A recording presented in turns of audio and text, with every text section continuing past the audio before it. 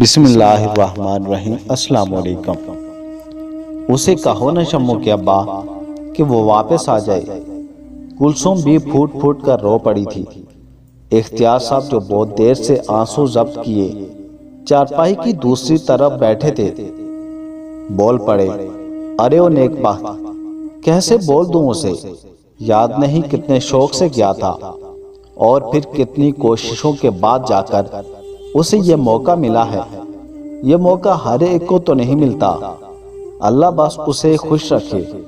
یہ کہتے ہوئے اختیار صاحب کی آنکھوں سے دو آنسو ٹوٹ کر گر گئے جنہیں انہوں نے سختی سے پوچھ ڈالا تھا کہ مبادا کہیں کلثوم بی کی نظر نہ پڑ جائے۔ کیا کروں شمو کے ابا، ماں ہوں، دل درد سے پھٹا جا رہا ہے۔ اس کی یاد میں میرا اکلوتا بیٹا ہے، میری جان ہے، اللہ اس کو زمانے کی ہر سرد و گرم سے بچائے۔ کلثوم بی کے دل سے بیٹے کے لیے سچی دعا نکلی تھی۔ یہی تو سمجھاتا ہوں تجھے، اس کے لیے دعا کیا کر بس کہ اللہ اسے کامیاب کرے، خوب خوشیاں نوازیں، نوکری میں دن دگنی رات چگنی ترقی کرے۔ اختیار صاحب تعصب سے بیٹے کو یاد کرنے لگے۔ کبھی کبھی انسان کتنا خود غرض ہو جاتا ہے۔ میری خوشیاں، میری کامیابی، میری زندگی، بس ہر معاملے میں وہ اپنی ذات کا سوچتا ہے، یہ سوچے بغیر کہ وہ کتنی ساری زندگیوں سے جڑا ہوا ہے، اس کا ایک فیصلہ کتنی زندگیوں کو متاثر کر دیتا ہے۔ شارق اختیار حسین اور کلثوم بی بی کا اکلوتا بیٹا تھا۔ شادی کے 7 سال بعد ہونے والی اولاد ماں باپ کی آنکھوں کا تارا، ان کی سونی زندگی کی رونق بن گئی تھی۔ شادی کے 2 سال ہی گزرے تھے کہ لوگوں نے اختیار حسین پر دوسری شادی کا زور ڈالنا شروع کر دیا۔ ماں بہنیں کہہ کہہ کر تھک گئی، مگر اختیار کی ایک ہی رٹ کے اللہ نے اولاد دینی ہوگی تو کلثوم سے ہی ہو جائے گی۔ بے صبری کیوں کروں؟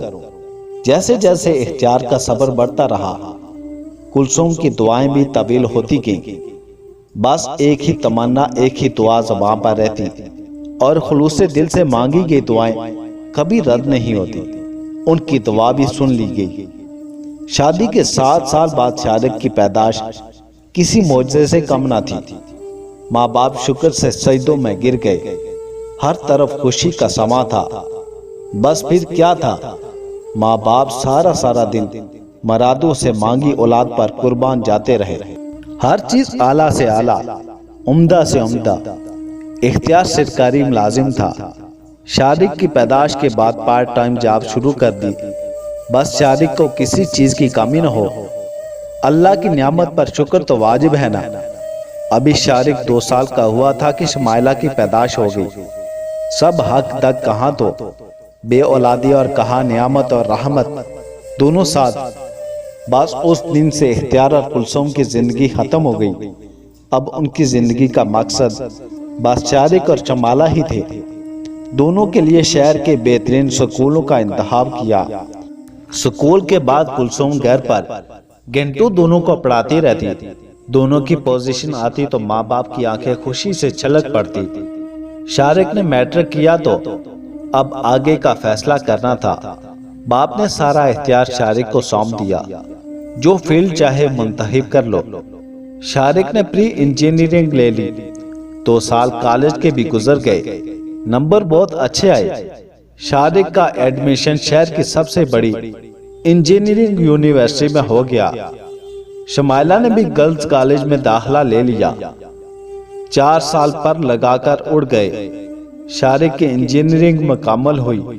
شارق زندگی کے نئے مرحلے میں داخل ہو گیا۔ وہ جاب کے لیے کوششیں کرنے لگا۔ اس نے سول انجینئرنگ کی تھی۔ ملک میں نوکریوں کا فقدان تھا، ایک سیٹ پر کئی سو طلباء منتظر ہوتے۔ وہ ہر بار انٹرویو دے کر مایوس ہو جاتا۔ باپ سمجھاتا، ماں پچکارتی۔ دونوں بیٹے کے لیے دل سے دعا گو تھے کہ اللہ پاک اچھی سی نوکری دے دے۔ اللہ ہمارا کارساز ہے، باپ یقین دلاتا۔ سفارش کے بغیر کسی کو نہیں ملتی، ایک تو آپ کا کوئی جاننے والا بھی نہیں۔ شارق مایوسی میں کہہ جاتا، ہمارا اللہ جاننے والا ہے، میں نے اور تیری ماں نے اللہ سے فریاد کی ہے وہ ضرور سنے گا۔ باپ کے یقین سے شارق ڈول جاتا۔ اللہ نے اس بار بھی سن لی۔ شارق کے ملک کی ایک بہت بڑی ملٹی نیشنل کمپنی میں جاب لگ گئی۔ حیران تھا، یقین تھا کہ یہ جاب ملنا ناممکن ہے، مگر جو اللہ چاہے۔ ماں باپ نے اس کی نوکری کے لیے نفلی روزوں کی منت مان رکھی تھی۔ خوشی خوشی روزے رکھنے لگے۔ کمپنی نے شارق کو ہر قسم کی سہولت دے رکھی تھی، پک اینڈ ڈراپ، کھانا، بونس، اچھی تنخواہ۔ کبھی وہ خود بھی حیران رہ جاتا، ایسی جاب میری لگ گئی، مگر ماں باپ بس دعا کرتے اولاد کے لیے ہیں، اولاد کی کامیابی کی۔ سال بھر گزرا تو پروموشن بھی ہو گئی۔ ادھر شمائلہ کا گریجویشن ہوا تو پھوپھی اپنے بیٹے کے لیے رشتہ لے کر آ گئی۔ ماں باپ بیٹی سے پوچھنے لگے۔ شمائلہ نے فیصلہ ماں باپ پر چھوڑ دیا۔ چٹ منگنی ہوئی، پٹ بیاہ ہو گیا۔ دیکھا بھلا تھا، گھر کا بچہ، پوسٹ آفس کی سرکاری نوکری، اور کیا چاہیے؟ ویسے بھی خوب سے خوب تر کی تلاش میں عمریں نکل جاتی ہیں۔ اگلے ہی مہینے میں دھوم دھام سے شادی ہو گئی۔ اب کلثوم کو بس شارق کی شادی کا خیال تھا، مگر شارق شادی کو تیار نہ تھا۔ اس پر دوستوں کی دیکھا دیکھی باہر جانے کی دھن سوار تھی۔ اسے باہر کی کمائی مرغوب کرتی۔ اختیار صاحب ریٹائر ہو چکے تھے۔ جس دن شارق نے کلثوم اور اختیار صاحب سے باہر جانے کی بات کی، وہ پوری رات ماں باپ نے آنکھوں میں کاٹی۔ بار بار بہانے سے بیٹے کو دیکھ آتے۔ دل ایسا دھڑک رہا تھا کہ گویا سینہ توڑ کے باہر آ جائے گا، مگر بیٹے کے محبت میں چپ رہے۔ امید تھی سمجھا لیں گے، مگر جیسے جیسے دن گزرتے رہے، شارق کے باہر جانے کی جنون میں اضافہ ہوتا رہا۔ اسے اپنی نوکری میں ہزار کیڑے نظر آئے۔ باپ سمجھانے لگتا تو کہتا، آپ کو نہیں پتا یہاں ساری عمر کماؤں گا، پھر بھی کچھ نہیں بنا پاؤں گا۔ ماں باپ پورا دن سوچوں میں پڑے رہے۔ ایک طرف سے بیٹے کی خواہش، دوسری طرف دل کا قرار۔ اب آفس سے آنے کے بعد شارق سارا دن کمپیوٹر پر بیٹھا باہر اپلائی کرتا رہتا۔ سارا سال گزر گیا، مگر کوئی جواب نہ آیا۔ شارق چڑچڑا ہو گیا۔ ماں باپ ایک دوسرے کو دیکھتے، دل قیامت آنے کی گھنٹی بجا رہا تھا، اور قیامت آ گئی۔ ایک دن شارق آیا تو بہت خوش۔ ماں باپ بیٹے کو دیکھ کر خوش ہوئے، مگر جب شارق نے بتایا کہ اس نے پچھلے ماہ ایک دوست کو اپنے کاغذات نوکری کے سلسلے میں دبئی بھیجے تھے، جہاں سے جواب آیا ہے، تو ماں باپ کی مسکرانے کی جھوٹی کوشش ناکام ہو گئی۔ آنکھیں آنسو برسنے لگی۔ شارق اپنی خوشی میں مگن، ماں روٹی پکاتے چھپ چھپ کر روتی۔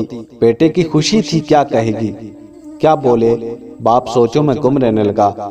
تو نہ جا بیٹا، ماں نے تڑپ کر بیٹے کو کہا تھا۔ پھر کیا کروں، ساری عمر یہیں پر جوتیاں گھسوں، دیکھنا اللہ ترقی دے گا، میرا ایمان ہے، باپ نے مشفقانہ لہجے میں کہا۔ بیٹے نے کہا، اللہ بھی کوشش کرنے کو کہتا ہے، گھر بیٹھ کر کچھ نہیں ملتا، آپ لوگ میرے مستقبل کا سوچیں، لاکھوں میں کماؤں گا۔ شارق کو اپنا روشن مستقبل قریب ہی نظر آ رہا تھا۔ بھائی امی ابو کا کیا ہوگا؟ شمائلہ بھی بھائی کو سمجھانے آئی ہوئی تھی۔ ارے فکر نہ کرو، اتنے پیسے بھیجوں گا کہ سوچ ہے تمہاری، پھر آتا جاتا رہوں گا۔ شارق نے سب سوچ رکھا تھا، پھر ویسے بھی جدید دور ہے، روز ویڈیو بات کر لیں گے۔ ماں باپ کو پھسلا رہا تھا، مگر اس عمر میں ہمیں تیری ضرورت ہے بیٹا، پیسے کا ہم نے کیا کرنا ہے؟ بالا ماں پھر تڑپ کر بولی تھی، کاش تو مان جا شارق۔ ماں کا دل ایک ہی دعا کر رہا تھا۔ ساری باتیں تمام ہو گئی تھی۔ شارق نے فیصلہ کر لیا تھا، وہ دبئی جا چکا تھا۔ پیچھے ماں باپ اس ہارے جواری کی طرح بیٹھے تھے جو سب ہار بیٹھا تھا، اپنا آپ بھی۔ وقت گزرتا گیا۔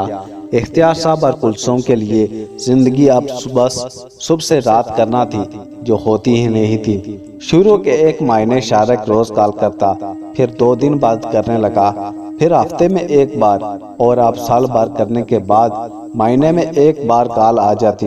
ماں باپ ماہی بھی آپ کی طرح تڑپتے رہتے۔ شروع میں روز کال آنے کی جستجو میں دن گزرتا، اور اب دعا کرتے کہ کال آ جائے۔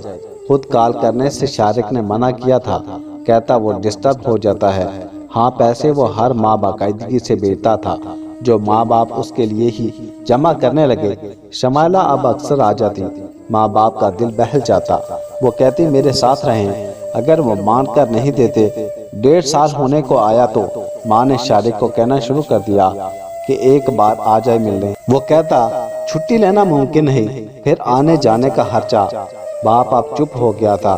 احساس بھی بھلا کوئی دلانے کی چیز ہے، جسے خود سکتا احساس نہ ہو اسے کبھی کوئی دلا نہیں سکتا۔ شمائلہ کے گھر بیٹی کی پیدائش ہوئی تو ماں باپ کا دل لگ گیا، مگر ذہن شارق میں الجھا رہتا۔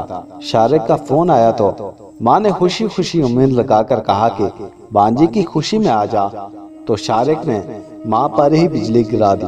اماں میں نے یہاں شادی کر لی ہے، رافیہ آفس میں ہی کام کرتی ہے، یہیں اپنی فیملی کے ساتھ رہتی ہے۔ ماں سے کچھ بھی بولا نہ گیا، وہ بولتا گیا اور ماں خاموشی سے روتی ہی گئی۔ بیٹے کی شادی کا ارمان ماں کو تڑپا رہا تھا، نہ کوئی مہندی نہ شگن، پوچھنا تو دور بتانا بھی ضروری نہ سمجھا۔ ماں زار زار روتی رہی۔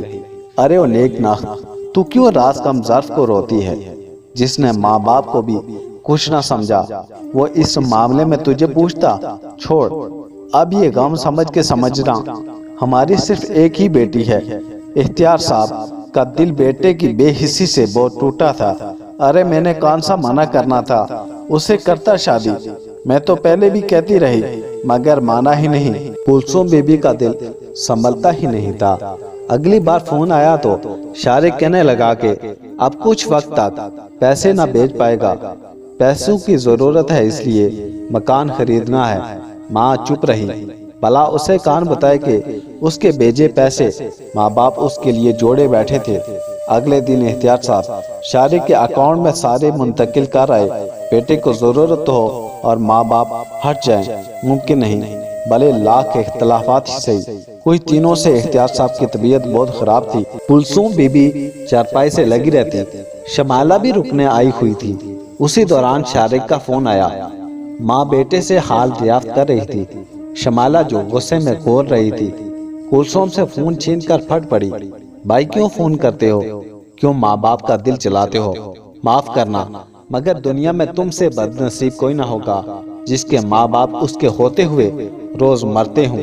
امی ابو نے تم پر خود کو نچھاور کر دیا اور تم جا کر ایک بار پلٹ کر نہ آئے۔ دولت کی ہوش نے تم کو اتنا پاگل کر دیا۔ ماں باپ کے مرنے پر تو آؤ گے نا؟ وہ روئے جا رہی تھی۔ خیر میں جانتی ہوں بے حصوں سے کوئی بیعت نہیں، مگر اب جب کہ تم شادی شدہ ہو تو اپنی فیملی میں خوش رہو۔ ہم ماں باپ بیٹی ایک دوسرے کو کافی ہیں۔ اور آخری بات، میری دعا ہے کہ اللہ تم جیسی خود غرض اولاد کسی کو نہ دے۔ تم جیسی اولاد سے بہتر ہوتا کہ میرے ماں باپ بے اولاد رہتے۔